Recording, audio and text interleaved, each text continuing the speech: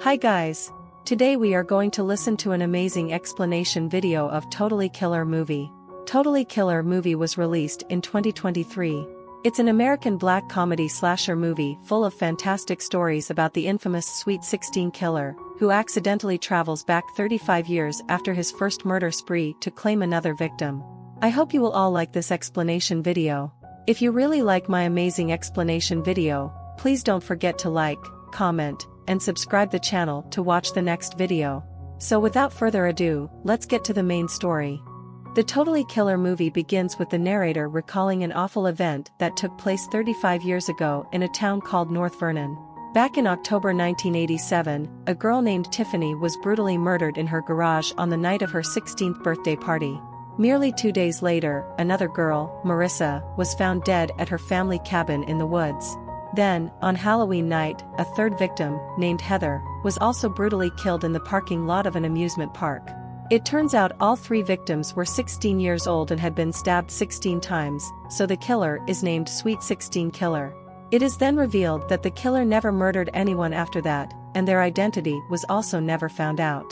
Ever since then, the killer's mask has become very famous, and every Halloween, people dress up as the Sweet 16 Killer. In the present day, we're introduced to a local man named Chris Dubasage, who hosts a podcast about these instances. Every Halloween, he conducts a tour of the murder sites for visitors. It almost appears that he has nothing else going on in his life besides this true crime event. In the following scene, we see a teenage girl named Jamie, who is getting ready to head out for a Halloween concert.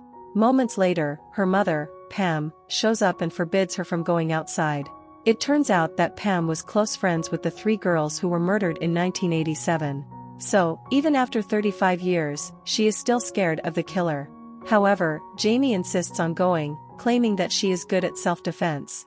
Her father, Blake, observes the two arguing and offers to drive Jamie to the concert, just as he notices someone messaging his wife, and Pam claims it's just a mom group chat. Later on, Blake brings Jamie to her best friend, Amelia's, house. There, Amelia's mother, Lauren, is also present, and it's revealed that she is an old classmate of both Pam and Blake. Lauren complains that her boss does not allow her to rest, even on Halloween, and leaves for work. After this, Blake accompanies the girls to the concert. Meanwhile, Pam is alone at home when a masked man appears on her doorstep. She believes it is just another dressed-up guy and offers him candy. However, as soon as she notices a knife in his hand, she immediately closes the door. She quickly calls the cops, but the man bursts through the door and attacks her. Surprisingly, she also puts up a good fight, as she has been preparing for this day since she was 16 years old. After a while, Pam pulls out a knife and threatens the killer that the cops can arrive anytime soon. This makes him somewhat scared, so he decides to leave. But just as Pam exhales a sigh of relief, he suddenly appears from behind and strikes her. He then continues to stab her exactly 16 times until she passes away. After her mother's death, Jamie is deeply shocked and devastated, while Chris, the true crime enthusiast, is broadcasting live outside the house. The following day at school, the police arrive and ask her where her father was when the murder took place. They speculate that Blake may have been involved because Pam and Chris often texted one another, and maybe they were having an affair. However, Jamie quickly shuts down the suspicion, claiming that her father could never do such a thing and blaming the police for failing to catch the killer 35 years ago. After school, Jamie heads to a science fair, where Amelia is busy with a makeshift time-traveling machine. Amelia shares that her mother, Lauren, had previously worked on a time-traveling project but never finished it. Now, with her mother's old notes, she is determined to build a functional time-traveling machine. She wants to test if they can travel back in time to prevent the killer's actions, and Jamie adds that her mom would be still alive if they were able to prevent him.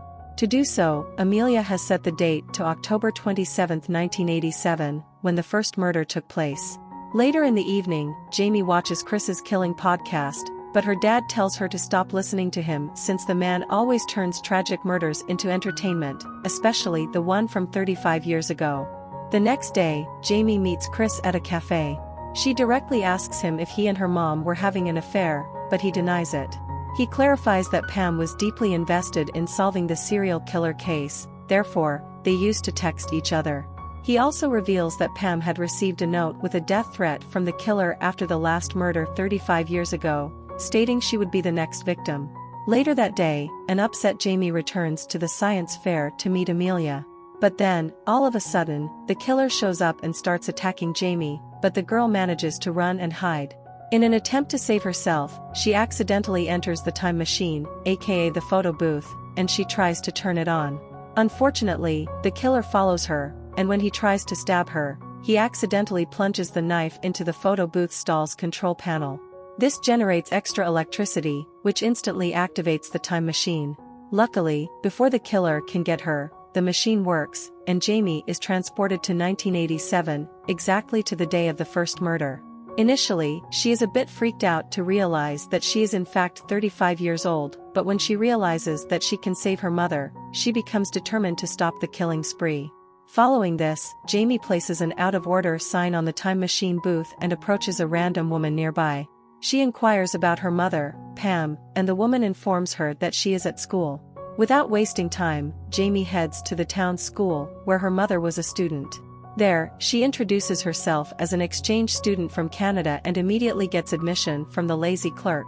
Later, in gym class, Jamie is shocked to see the 3 girls who were murdered, Tiffany, Marissa, and Heather. When the training starts, she struggles to look for her teenage mom, and to her surprise, her patient mother that we saw at the beginning of the film is very different from what she imagined.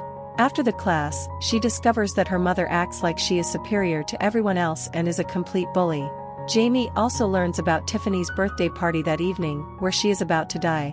She tries to convince the girls to cancel the party, claiming it's very lame, but they don't listen to her. Frustrated, she goes to the local police for help, warning them that a murder is going to happen at Tiffany's house. However, the cops start laughing and claim that there has never been a murder in their town. With no other option, Jamie starts searching around the school and asks the lazy clerk about Amelia's mother, Lauren. She then enters Amelia's mother class and finds Lauren there, even though she's a bit confused by Jamie. After she finds her, Jamie tells her about the time machine that her daughter will invent in the future and explains the entire situation. She also informs Lauren about the upcoming murders and the details from her notebook. Surprisingly, Lauren believes her because no one else knows about the secret notebook and her plan to build a time machine. Jamie adds that she wants to stop the killer from killing people, including her mother, and that the only way for her to return to the future is with Wi-Fi. Since it didn't exist in 1987, she needs Lauren's expertise to find an alternative solution. The scene then shifts to 2023, where we see Blake frantically searching for Jamie and talking to the police. Just then, Amelia walks up to them and reveals that Jamie used her time machine to travel back in time. Naturally, no one believes her, but Chris is intrigued by what she just said. Meanwhile, in 1987, Lauren and Jamie attended Tiffany's evening birthday party to prevent the murder. At the party, Jamie meets a teenager named Doug, who always got bullied and would later end up as her principal. There, Jamie notices an attractive guy and is immediately smitten. However, she is shocked when she discovers that the guy is none other than her father, Blake.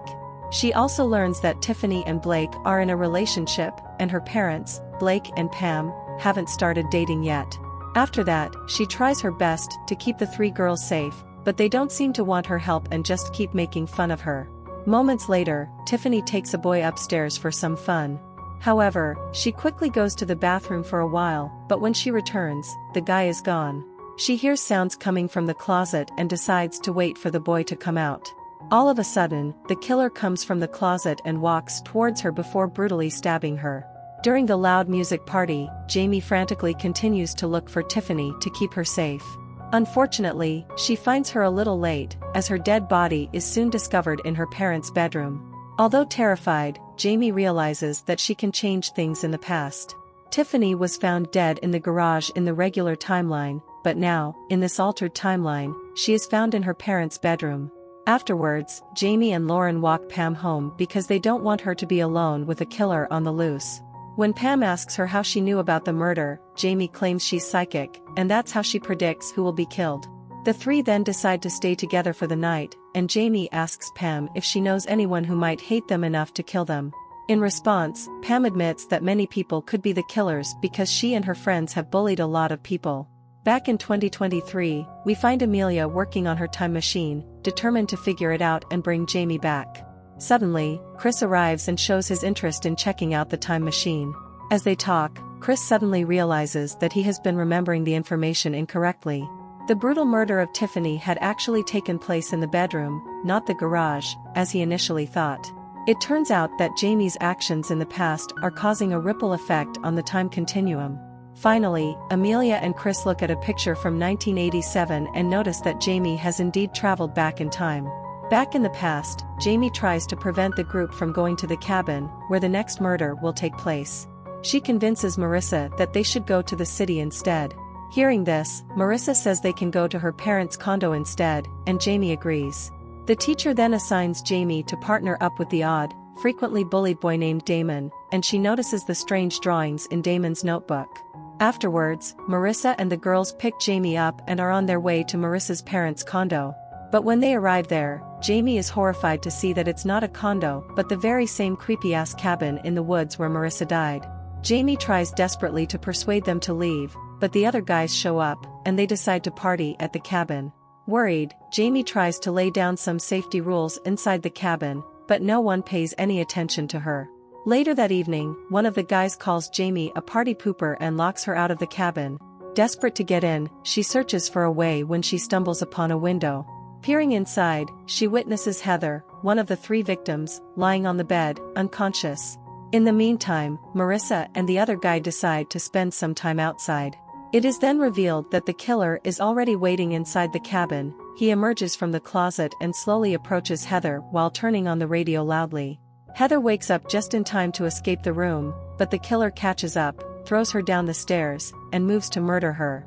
This changes the order of deaths, and instead of Marissa, it's Heather who dies. The other friends band together to stop the killer, but they are also beaten by him, despite their survival. After the killer runs out of the house and leaves them alone, the teens head to the police station to report the murder.